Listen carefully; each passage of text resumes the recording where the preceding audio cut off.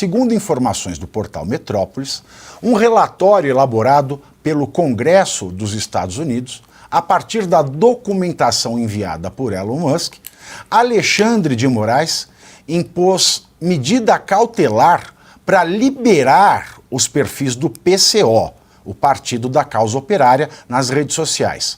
Lembrando que o PCO é uma sigla de extrema esquerda e que apoiou Lula nas últimas eleições. As contas elas tinham sido bloqueadas por decisão do ministro em junho de 2022, antes das eleições presidenciais e depois de uma série de postagens com ataques ao Supremo Tribunal Federal, ao Tribunal Superior Eleitoral e ao próprio Alexandre de Moraes.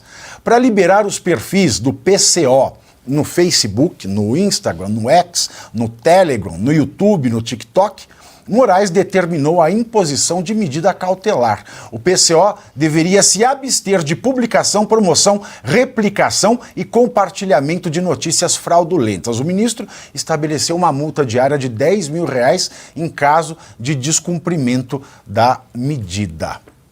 Olha, a gente vai descobrindo coisas que vão saindo do fundo da caixa de Pandora, viu, Geisiane, que eu fico meio abismado, né? Será que agora ele vai apontar de novo para o PCO? Olha, é interessante porque o PCO, mesmo sendo o que a gente considera aí uma extrema esquerda, ou esse marxismo mais ortodoxo, ainda assim ele foi censurado nas redes sociais, porque por incrível que pareça, desde que começou esse movimento do judiciário, o PCO é uma das poucas partes da esquerda que reconhece que há um completo desequilíbrio de poder no país e que, portanto, não existe a democracia, e ele sempre fez críticas tanto ao judiciário quanto ao Alexandre de Moraes, enfim, toda essa balbúrdia aí que se instaurou dentro do nosso STF por meio da figura do Alexandre de Moraes. Então é importante a gente observar isso, né, essa curiosidade de que o PCO faz isso. Quando eu estava lendo a matéria para me preparar aqui para o programa, é interessante também de ver que o Metrópolis se refere ao PCO como ataques feitos à democracia e ataques feitos assim, né? ao STF. Não é bem ataque, veja, o PCO estava fazendo uma crítica que é uma crítica legítima. E junto com a crítica, que me chama mais atenção ainda, vinha sempre a hashtag de fora Bolsonaro e Lula presidente. Então assim, o pessoal sempre deixou muito marcado qual era o posicionamento dele, o que deixa a crítica ainda mais legítima. Não é que eles eram bolsonaristas, não. Eles apoiam o Lula, mas ainda assim tinha, né, essa crítica. E aí, de repente, a minha pergunta é se a multa imposta ao PCO foi só de R$10 mil, né, o que eu já acho um absurdo, uma vez que ele tem que ter a liberdade de expressão para falar, mas o que chamou a minha atenção é a disparidade de como foi tratado esse caso do PCO em relação às outras punições injustas também aplicadas às pessoas que não são da esquerda. E aí, aquilo que eu sempre falo aqui, né, é importante a gente observar que na ditadura o negócio come para todos os lados, corre para todos os lados. A prova é que o próprio PCO é perseguido. E aí, PCO golpista, Dani, fascista? Olha, Pavinato, assim como a Geise, né, eu não tenho nenhuma proximidade com o PCO ou alinhamentos com eles. No entanto, pois é. É isso aí. Né? Mas é o seguinte, se ele está colocando esse tipo de imposição, é que ele quer criminalizar algo, né?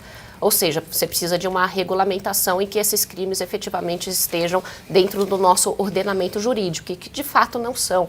E quando nós estamos pensando, bom, se você não tem nenhuma regulamentação, se você não tem algo que foi discutido amplamente com a sociedade, você tem, na verdade, um tirano no poder, né? E esse tirano só se mantém porque existem os covardes que dão sustentação a este tirano. E é isso que nós estamos vendo atualmente, né? Um tirano agindo a partir da conivência dos covardes que estão especialmente em Brasília. Aqui nós temos a população inteira, não é, que está tendo a sua liberdade cerceada. Veja, ok, você tem um processo em andamento, sim ou não? Né? Ok, se esse processo está em andamento, por que toda a sociedade precisa ser punida, não é, por conta de algo que deveria ser tratado diretamente com aqueles, não é, que devem estar dentro desse processo, se é que eles existem. Não é? Então, nós estamos sim tendo a nossa liberdade cerceada e nós não podemos admitir absolutamente que isso aconteça. Não é que vocês que estão a ouvir aqui, que algumas pessoas falaram, olha, estou usando VPN, olha, estou fazendo isso, aquilo. Algum até falou, olha, essas empresas na verdade não guardam logs. Isso você que tem que acreditar que essas empresas de VPN não guardam logs. Na verdade, você só pode ter um pouco mais de certeza sobre isso quando você tem as empresas dentro de um arcabouço, num local em que o arcabouço jurídico delas tem uma forte proteção à privacidade. Aqui eu vou apenas passar uma informação, não vou fazer indicação de nada.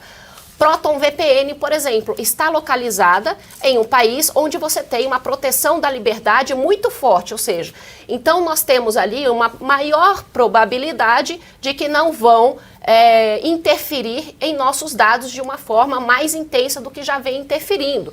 Não é? Mas a gente ainda precisa tomar cuidado. Nós precisamos nos dobrar, nós temos que aceitar que cada cidadão brasileiro que queira, né, exercer a sua liberdade de expressão e exercer a sua liberdade de utilizar qualquer aplicativo que ele queira, desde claro que não estejam utilizando isso para um crime, não é? Nós vamos aceitar isso?